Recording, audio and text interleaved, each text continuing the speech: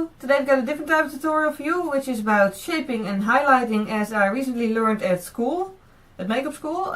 So yeah, I mainly used cream and liquid products for that, and I try to mainly use cheap products because I mainly have cheap products, but you know, so except for really the base, it's sort of all cheap products.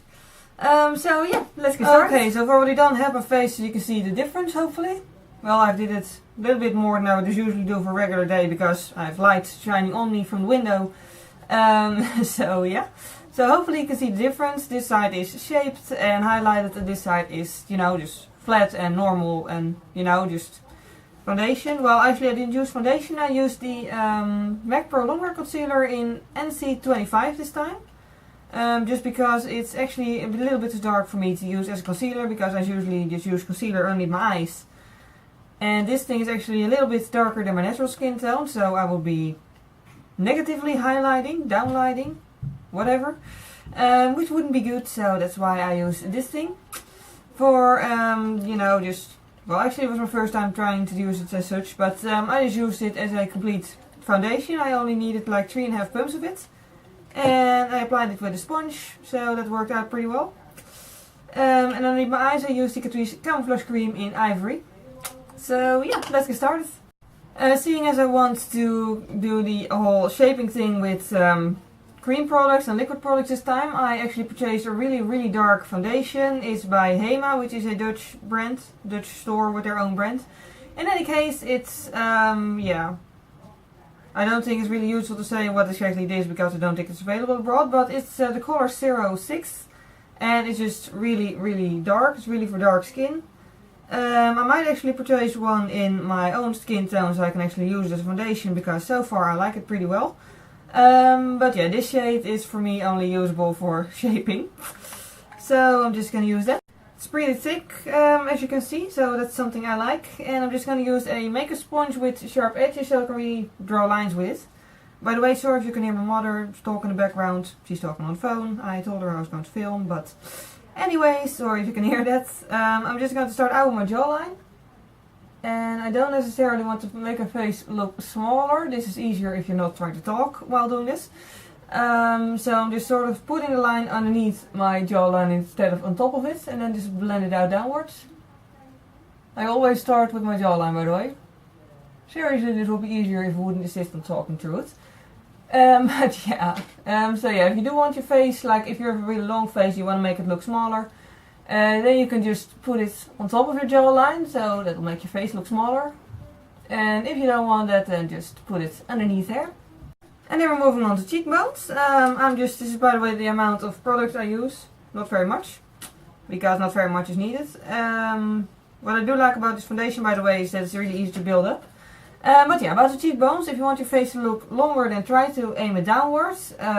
If I do that, I get a really weirdly long face and it wouldn't suit with the other side. So I'm just gonna aim it sort of to the front, like, let's get my hair out of the way. Like so, and then just blend it.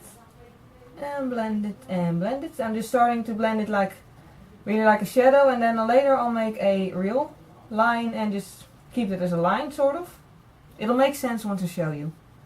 Okay, so now it's just sort of a regular shadow, and now I'm just making another line like this, and this time I'm only going to blend it upwards. So if you have a little bit too much of product still on the thing, then just put it on the plastic slate or whatever you're using to put the product on. And then I'm just blending it upwards, not too far because I don't want to, you know, push back the cheekbone. And that's it, really, for the cheekbones. Okay, and then I'm just moving on to the nose, and again I'm just making a thin stripe of the product, and this is gonna look a lot better than it does now with only one side. I'm just putting it on my nose and trying to make a straight line, and then just blending it downwards. Oops, and try not to hit yourself in the eye with the other side of the sponge, because that's not a very wise thing to do, obviously. And yeah, just again make sure that there's not really harsh lines left. And then I'm just going to shape the forehead, which is, you know, also pretty easy. This entire thing is pretty easy, really. So I'm just putting some product on the forehead and just blending it upwards, mostly. By the way, if you're really like a pale shade of blonde, then this might be a little bit harder to blend out in a way that you won't see it. So, you know, use a paler shade or something, I guess. Yeah, I really don't have experience with that because back when I used to be really blonde, I didn't use this much makeup yet. Yeah. And that's basically it. Then we're moving on to highlighting. I'm not going to use the Catrice Camouflage Cream for that because I think it's a little bit too dry to use over other products. So, you know, it would get clumpy and weird and not good looking. So instead I'm going to use the All Round Concealer Palette by Catrice because it's more creamy and yeah.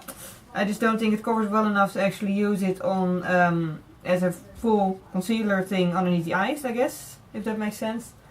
So instead I'm just using it above the lips like so, and underneath the chin, and then on the cheekbone, and a little bit underneath the eye just to highlight it a little bit more so the color just fits. And also above and underneath the eyebrow. And then I'm also going to put a little bit on the center of my nose and just put it on the forehead a little bit. And then it's just a matter of blending that out again. So this looks pretty weird, by the way. In any case, I'm just going to use a sponge to blend it out. And God, it really is easier when doing it on the whole face at once. But yeah, I just wanted to show the difference. Besides, I'm filming in both Dutch and English again, so I did have my face in Dutch. But yeah, I'm just blending all of that out, and I'm trying not to put it over the part that I shaped, because, you know, that would kind of negate the effect, I guess. So yeah. And that's almost done. Oh, by the way, if you're not going to apply eyeshadow, then you could also just do the whole shaping thing under the eye, on the eyes. On the eyes, but seeing as I am going to apply eyeshadow later, I'm not going to do that because, you know, it will get hidden by the eyeshadow anyways. So yeah. And once that's blended, then the whole liquid product part is done. Okay, now for the powder, it would actually be best if you'd have like a translucent powder and then a slightly colored powder, but I only have those in my makeup kit and that's in a different room. So I'm just using my own stash right now and I don't have those, so I'm just using a regular powder and a bronzer instead. This is the Catrice Essence Stay All Day Long Lasting Powder in Matte Beige, and the Big Bold Bronzing Powder by New Hair Color. Letters is faded off, but it's still basically full, even though I've been using it for like a year already. Pretty good stuff. And instead of my regular powder brush, because it's too large to just do small places on the face, I'm using the buffing brush by Real Techniques. Because if you use like one color of powder on the entire face, it would kind of negate the effect of the bronzer, of the shaping a bit. So I'm just using it like this, and I'm using it on both the highlighted parts and the, you know, neutral, not any product on their parts, I guess. I'm not really focusing on the eyes yet because I'm going to use a different brush for that.